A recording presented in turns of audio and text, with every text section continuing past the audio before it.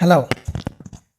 In this video, I am going to talk about repository design pattern. This is one of the design patterns that has been using in software industry for long to design and architect software solutions. What is this?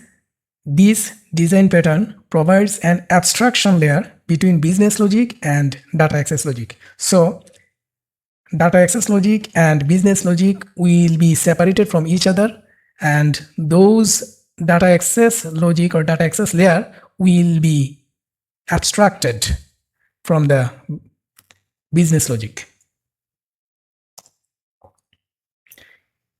Use case. This pattern is used for large web applications, APIs and services where you will use API controller or MVC controller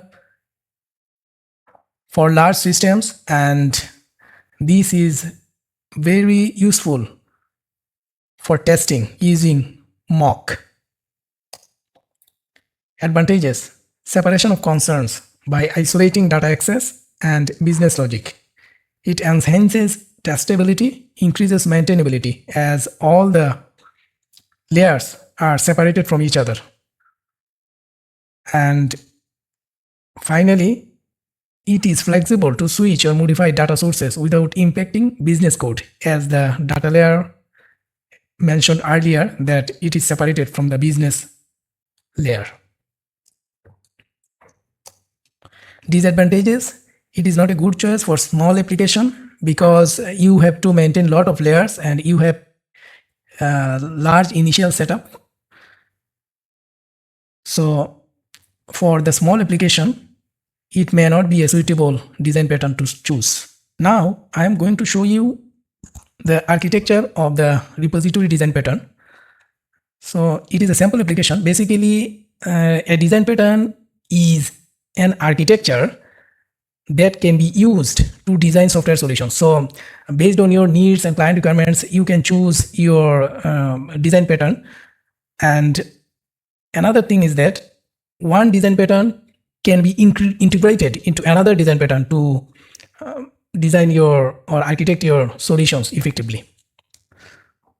So I will talk about the design pattern architecture here. So in brief, here in the sample application is showing that there are 4 projects. This is a modular monolithic application. So in this application, it is containing 4 projects. One is for data layer, and one is for application layer, and one is for business logic, and one is for service layer. Basically, this is an additional layer which is being used from the client application to communicate with the data layer. So basically, data layer will contain all the repositories, and these repositories are responsible for interacting with the database. So all the database operations like create, read, update, delete, and any other database related operations are actually maintained by the repositories. So business logic layer will know nothing about the database. The business logic will just pass the required input from the client, and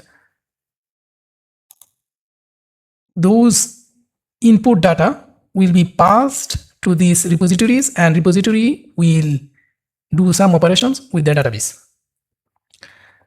And there is a service layer. This service layer is communicating both with the application layer and also with the data access layer. Here there is another layer which is called models. Here I have created this, but you can also put this layer into the data layer as well in one layer, because those models are like view models. So those are the models that are basically created for user flexibility, so that the properties that are not bound to the database table but need to show the data to user interface by manipulating the database data. Let's say you have the two columns in the database table. Let's say first name column and last name column.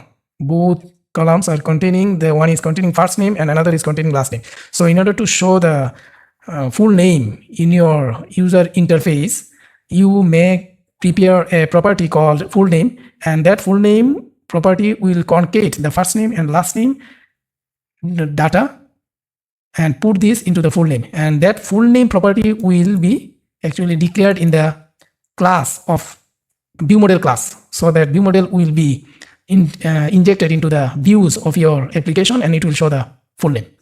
So this is different thing. This is not the part of the repository pattern. The repository pattern is basically,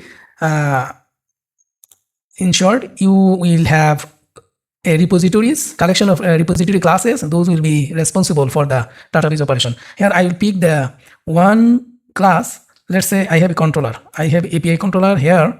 I have an appointment API controller or rule API controller, or there is an account API controller, let's say. And account API controller will have some methods. Let's say get user list, get rules for users. And in the application layer, there are some views.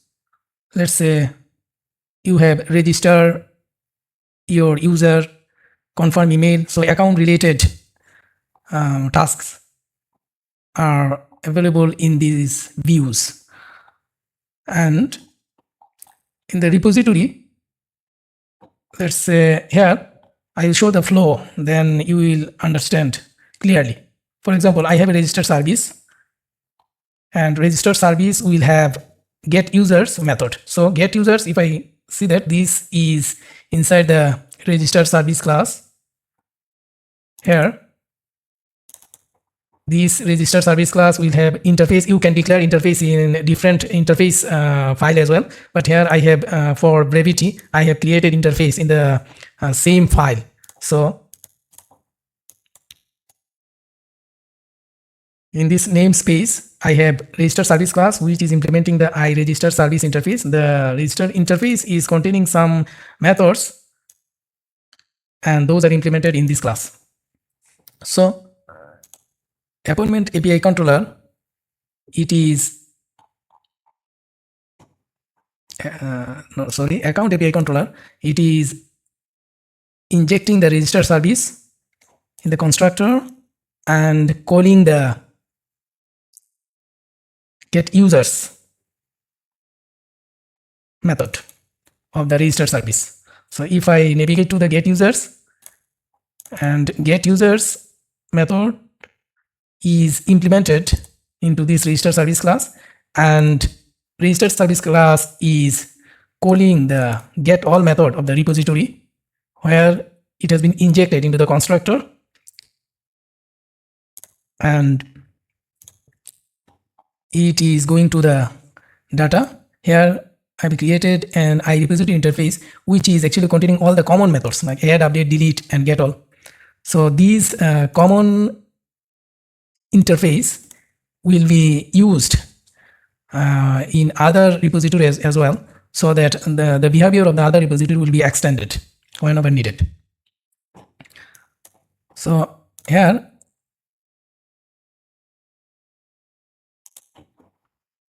you see there is a get all method, and in the repository class, so if I go to the user rule or register repository, let's say I have get user rule here. If I pick this method get user in the register repository, get users are called. Get user method is called from the register service, from the get user, and this method is called from the controller here. So basically the flow is that a controller will get the input from the client, and that input will be passed to the service method, and service will pass this input into the repository method, and repository method will do the operations with the database. So here service and the application layer does not know anything about the database operations. They are responsible just to pass the client input, and all the database operation will be handled in the repository. In the same way, when any data is needed to retrieve, the repository will get the data from the database and pass it to the service, and service will pass it to the controller, which in turn will be shown into the user interface. So here service is basically an extra layer that I have created to work as a mediator between the repository and the API controller. And the API controller finally actually communicates with the user interface to show the data in the browser or get the data from the browser. Okay, so this is the basic structure of the repository pattern.